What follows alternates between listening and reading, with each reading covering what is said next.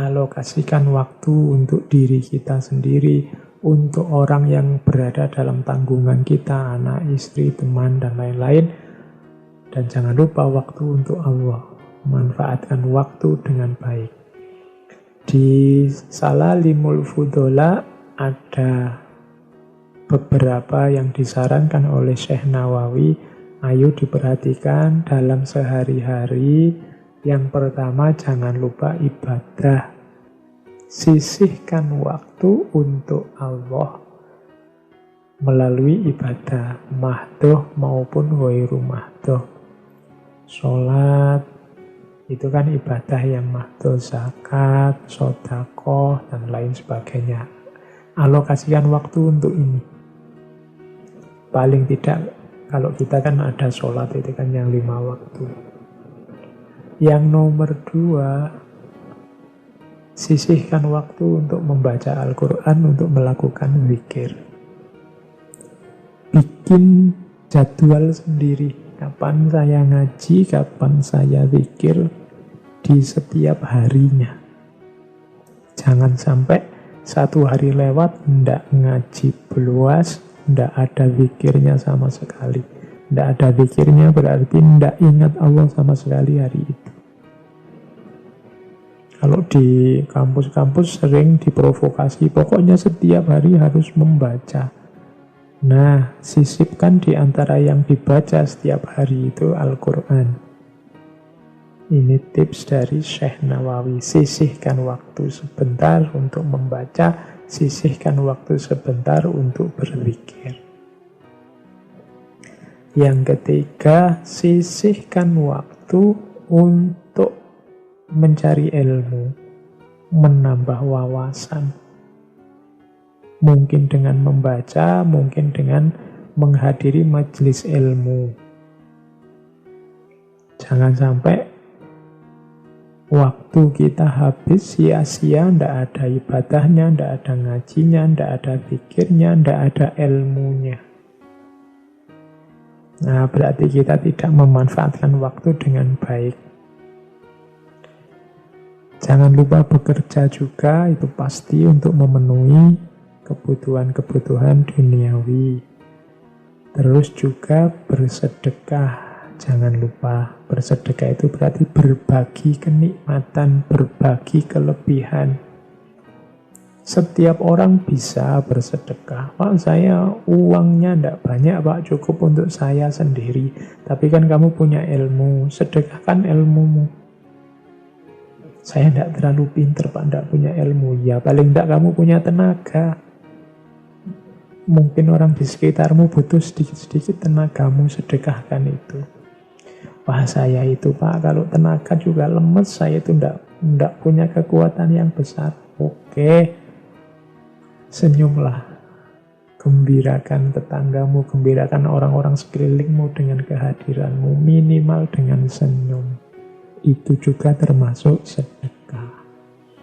Paling tidak, dengan senyum yang termasuk sedekah itu kan waktu kita terisi oleh hal yang manfaat. Seorang sufi harus sangat eman, sangat sayang dengan waktu.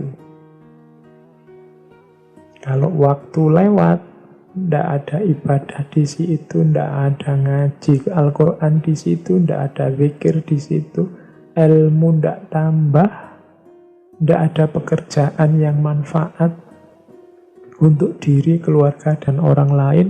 Tidak ada berbagi, tidak ada sharing, tidak ada sedekah. Berarti waktu kita tidak terkelola dengan baik. Usahakan kita punya jadwal, punya prioritas sendiri dalam penggunaan waktu yang beberapa hal tadi masuk sebagai isinya. Yang pertama saya cuplek adalah tentang orang yang bertakwa. Saya melihat ada bagian yang menarik ketika Syekh Nawawi membahas ciri-ciri orang yang bertakwa. Ada 5. Ciri yang kelima, katanya Syekh Nawawi, Orang yang bertakwa itu lebih memilih kematian dibandingkan kehidupan. Istilah mati sebelum hidup atau mati di dalam hidup dan seterusnya ini kan sering kita dengar dalam ajaran-ajaran para sufi. Kalau menurut Syekh Nawawi, orang yang bertakwa memilih kematian dibandingkan kehidupan, itu maksudnya ada 4. Kematian yang dimaksud itu bukan kok mati yang terus kita dikubur itu, yang umur kita, jatah umur kita habis. Tapi memilih kematian itu bukan berarti bunuh diri juga. Jangan-jangan teman-teman mengartikannya, wah milih kematian berarti tidak mau kerja, milih kematian berarti bunuh diri, Pak. Enggak. Kematian menurut Syekh Nawawi itu ada 4 kategori. Kematian dalam rangka sebagai cirinya seorang yang bertakwa. Yang ini pakai simbol-simbol warna.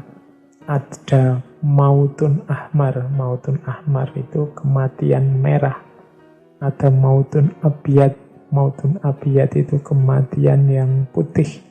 Ada mautun ahdor. Mautun ahdor itu kematian yang hijau. Ada mautun aswad. Mautun aswad itu kematian yang hitam. Mautun ahmar apa? Mautun ahmar itu pilihlah kematian dengan cara menentang nafsu. Kalau nafsu meminta ke atas, jalanlah ke bawah. Nah, mautun ahmar itu berarti mengalahkan nafsu. Itulah memilih kematian dalam kehidupan yang warnanya merah. Nafsu itu kan yang mendorong manusia ke arah kejelekan. Maka taklukkan nafsumu dengan mautun ahmar, menentangnya. Kalau nafsu minta A, jangan dituruti, beri saja kebalikannya. Nah, yang kedua mautun abiyat. Mautun abiyat artinya apa? Lapar. Orang biasanya milih makan dan kenyang, tapi mautun abiyat pilihlah lapar. Ini termasuk definisi milih kematian dibandingkan kehidupan tadi. Milih lapar itu berarti apa? Lapar itu membuat batin jernih. Kebalikannya kenyang. Kalau kenyang membuat orang terlena, kurang daya untuk melakukan kebaikan. Tapi orang yang lapar, batinnya dan hatinya jernih dan bercahaya. Maka seorang sufi lebih memilih lapar. Yang ketiga, mautun ahdor. Maut yang hijau. Kalau ini kesederhanaan. Simbolnya pakaian. Jadi tidak bermewahan dalam berpakaian. Itu mautun ahdor. Tadi yang mautun abiyat lapar, kalau mautun ahdor ini sederhana. Dan yang terakhir mautun aswad.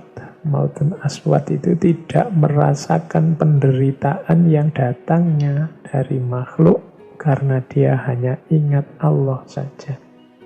Mautun aswad ini berarti apa? Hidup yang diwarnai oleh Allah saja. Dunia sudah tidak penting lagi, segala penderitaan, segala kesulitan yang itu duniawi tidak membuatnya gentar. Orang semacam ini tergolong orang yang bertakwa karena memilih kematian dibandingkan kehidupan. Memilih Allah dibandingkan dunia. Yang dia ingat hanya Allah saja. Segala penderitaan dunia tidak penting lagi. Ini seperti munajatnya Kanjeng Nabi setelah dikejar-kejar, dilempari batu berdarah-darah di Taif, yang kemudian Nabi bersabda, in lam takun wadiban alayya ya Allah fala ubali, asal engkau tidak marah padaku wahai Allah, aku tidak peduli. Jadi yang diingat hanya Allah saja. Nah, ini bagian ini bisa dilihat di Nasoihul Ibad.